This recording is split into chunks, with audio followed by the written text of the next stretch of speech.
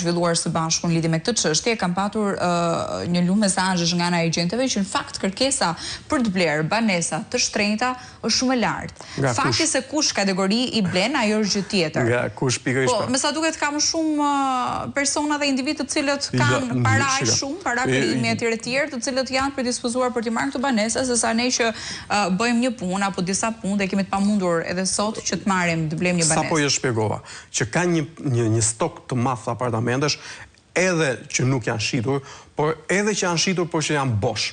Shikoni, censi i vitit 2023 nxori që në Tiranë, pra vetëm në Tiranë, ka 50.000 familje që jetojnë me qera. 50.000 familje, pra është një numër shumë i madh qytetarësh, po themi janë rreth 150.000 antarë, pra qytetarë të pastre.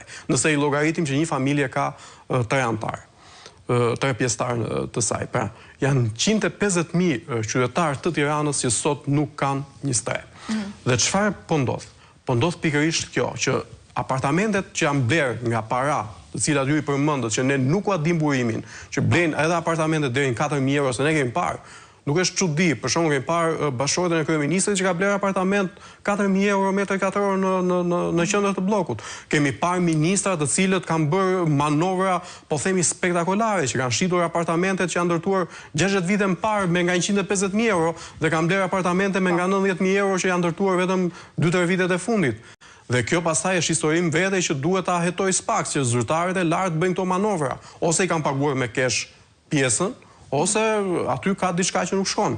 Por nuk po diskutojmë për këtë, po diskutojmë që paratë që ju përmendni, sigurisht nuk dominojnë më tregun, sepse nuk janë më nevojë.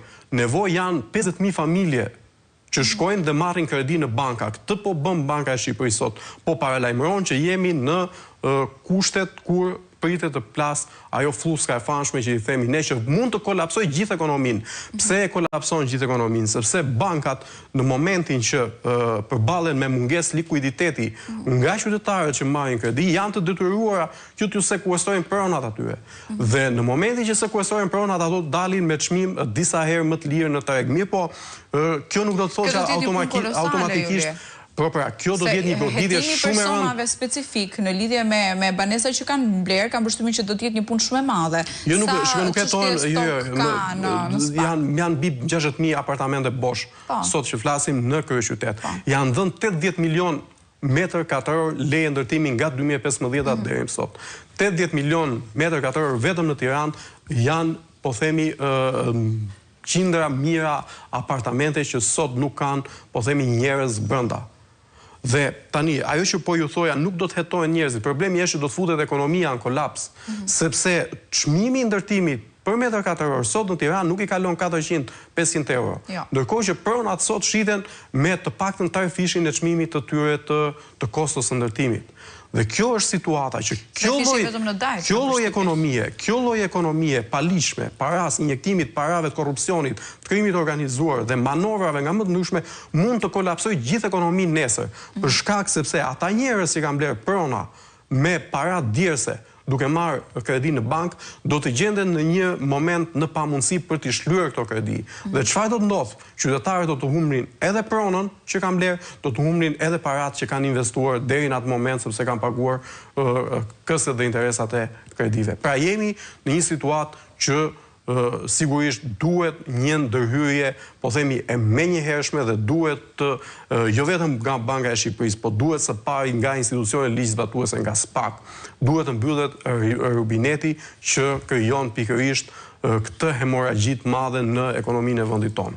Dhe jo vetëm kjo, Juli, kam përshtypjen edhe tarifa për banesat të cilat janë blerë nga i njëjti person disa herë, ose një person që ka 3 banesa, nuk e di, do të ketë një tarif që do të vendoset nga janari vitin që vjen, apo jo?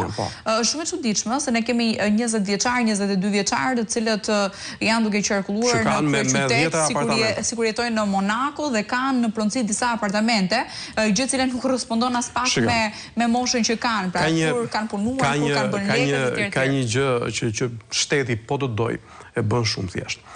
Këtë vit ka nisur deklarimi i pasurive për ashullur pragu, po themi i deklarimit të pasurive dhe për qytetarët e thjesht. Pra siç bëjnë zyrtarët e lartë, edhe qytetarët e thjesht, që kanë të ardhura mbi 1 milion lek, pra 100.000 lek në muaj, e kanë detyrim që të bëjnë deklarim në tatimet të pasurisë tyre.